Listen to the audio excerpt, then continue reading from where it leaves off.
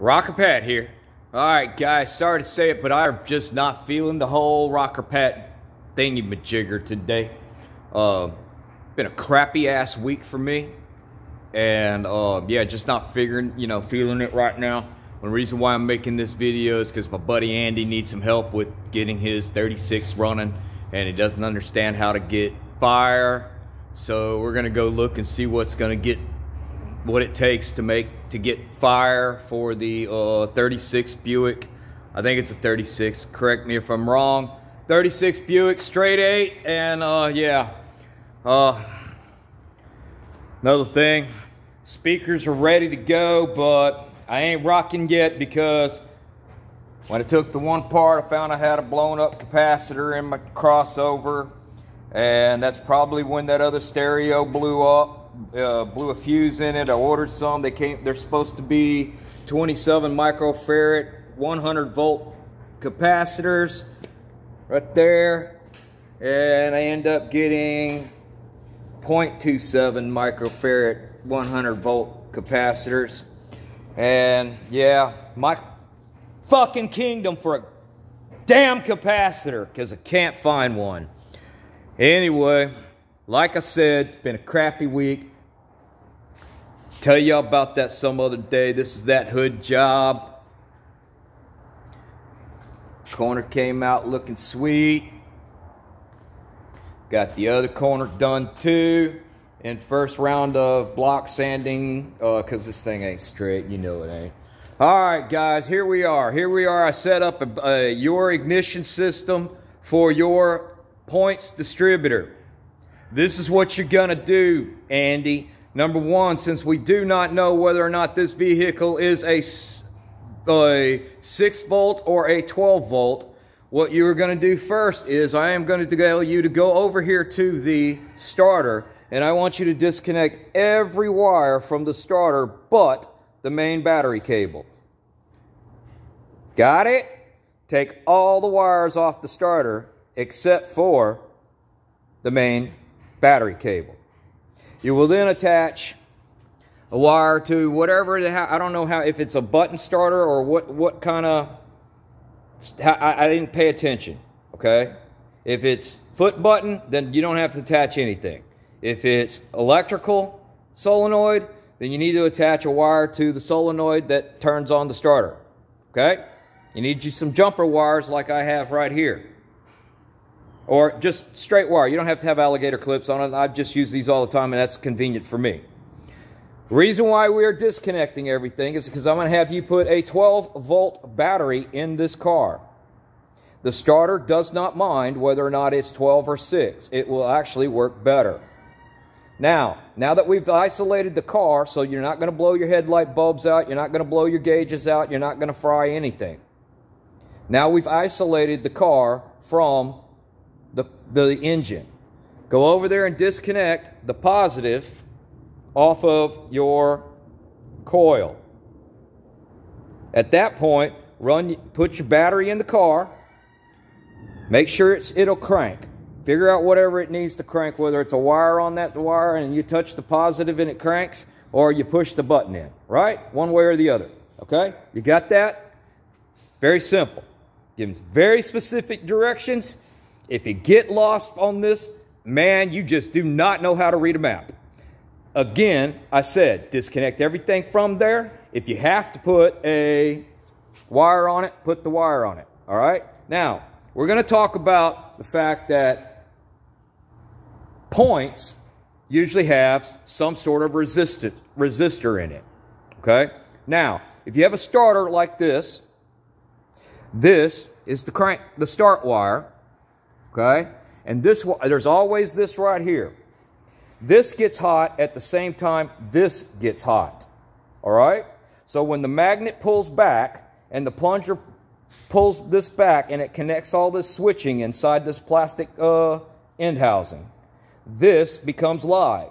This goes over and this becomes 12 volts. It comes out of here and it goes over to the positive side of the coil.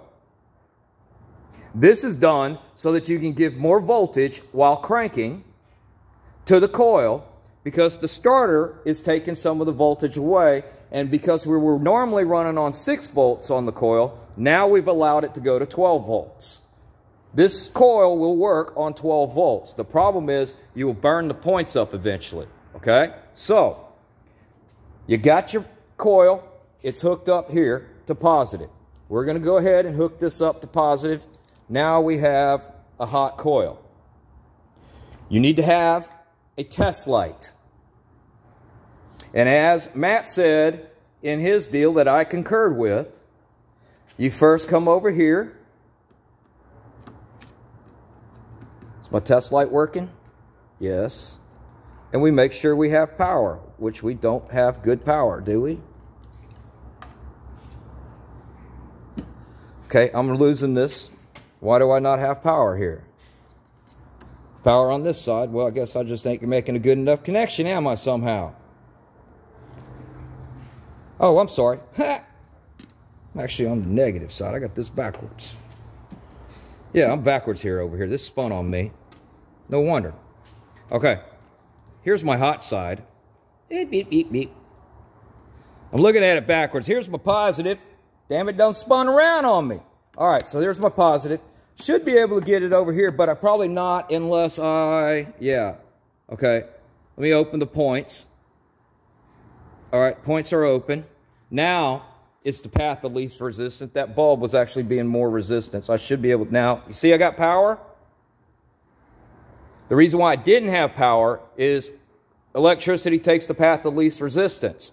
The bulb inside of that was more resistant than that point. Now I have the points open. You have power on the positive side. You have power on the negative side only when your points are open. You see how that failed on me too, and I had to adjust it? So make sure you look down inside your distributor when you test this and make sure that you have the points are open. That means that they're going to be riding on the cam right there, and that they are open, well, in that zone right there. You know how to look at it, dude. I can't do everything for you, but there you go. All right? Now that we've established we have power over here on this side, now you can come up here with your pointer, your test light, and you can just, do I got power right there? On the point itself. I got power to the points. So if you got power to the points, then what you need to do is you need to clean the points. I hear people say file and everything, but you don't use a file on it.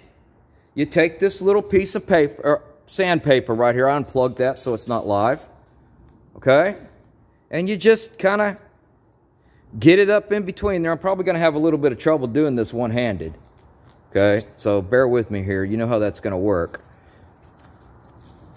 Buddy else has done this too on YouTube. So, okay, just get it up underneath there. Okay, I'm going to set you down while I get it underneath there. Because I'm going to get it underneath there because now it's bugging me. Take your dealio, open it up a little bit. I don't know if you can see me or not, but I'm going to bring you back. I got it in there. It was a whole lot easier that way. All right, so you get your little piece of sandpaper. This is 320. I wouldn't, you know, the grittier you get, it's just going to cut through it immediately. You want something like 320. And you can use one of your wife's emery boards. That's what I think that's why they think filing, because the ladies file their fingernails. So anyway, just rock it back and forth. Get in there and rock it. Sand it, let it, all I'm doing is push it back and forth. Okay? Just back and forth, back and forth, back and forth, and eventually it's going to clean it up. All right? Once you get that, now that it's clean, where's my power wire? I lost my power. It's on the floor. All right. Once we get it back to, now the points are clean, okay? Now, when they touch, they've energized the coil. Why am I coiling? Man.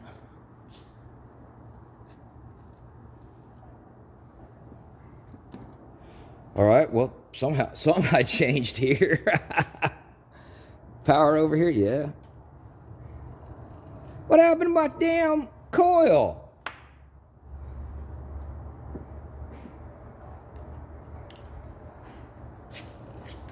Okay, something ain't right. There we go. Let me get in there and get it seating together. I guess it probably still had some crumbs on it and it wasn't making good contact. There we go. So now, when I turn this, I don't know if we can see it. Let me see if I can turn that light out. There we go. Okay, every now and you see that spark? That's because we're running this on 12 volts.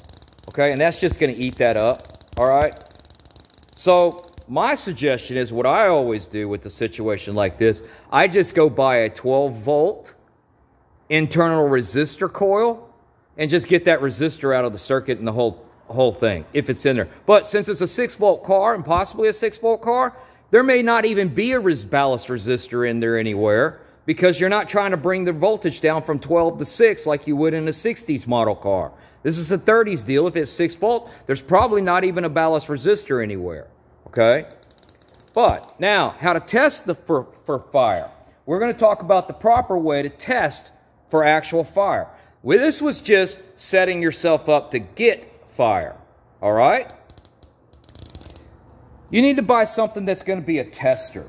All right? Taking a spark plug out and putting it on the fender does not put that ignition system under load. Okay? This is a spark tester that's sold by, I believe Lyle sells these. I can't tell you whether or not you can still get them. I had trouble getting the last one I had. Okay? These are made in standard and HEI. Okay? The difference between them, if you look, you see the HEI, it fires from way down inside that hole, where the standard has the tip out like a spark plug would. Okay? Now, this is a standard ignition in which we were working with here. You're not going to see, when I crank this around, okay, we get full fire. Okay? You see that? That's a pretty big gap. Would you think your standard ignition could jump that big gap? Now, the reason why it's jumping that big gap is because it's at atmospheric pressure. I mean, I'm sitting here at 14.7 to 1 atmosphere pressure, or whatever the hell it is, pounds per square inch, or however they rate it. But I'm at sea level, baby. So I got all that crap on top of me. Okay? But the problem is, it ain't got, you know, high compression pushing on it. That compression puts it under a load. Okay? Now, you might get a spark on your little spark plug sitting out here in atmospheric conditions, right? But when you put a squeeze on that son of a bitch, it don't work the same anymore. That squeeze is affecting that spark, okay? So this actually puts it under a load. Now, I know damn good and well that engine should run if the engine's got compression. Now, another thing you need to do is you need to, one, I would just go ahead and put some new oil in it, but I don't know. I'd crank it over first and check compression. Take the spark plugs out, get you a compression gauge, and run compression on it. Because it's a flathead, I believe, ain't it? I'm not sure. Either way, just crank it over, make sure it's got compression. If it doesn't have compression, you can either use some transmission fluid in the holes or what they call Marvel's mystery oil, which I'm going to, break it to you guys gently. The mystery about Marvel's oil is its transmission freaking fluid. I don't know what else to say to you, buddies, but it's high dollar for transmission fluid. All right, guys, well, that's what the hell you need to do to try to get your hot rock and roll, and I do like that car, son. I'm a little jealous of that car. And, yeah, so you can see if you can get that straight 8 running. All right, y'all, peace out or whatever. Let's go, Brandon. Let's go, Brandon. Let's go, Brandon. Let's go, Brandon. Let's go, Brandon. Let's go, Brandon. Let's go, Brandon! Let's go, Brandon!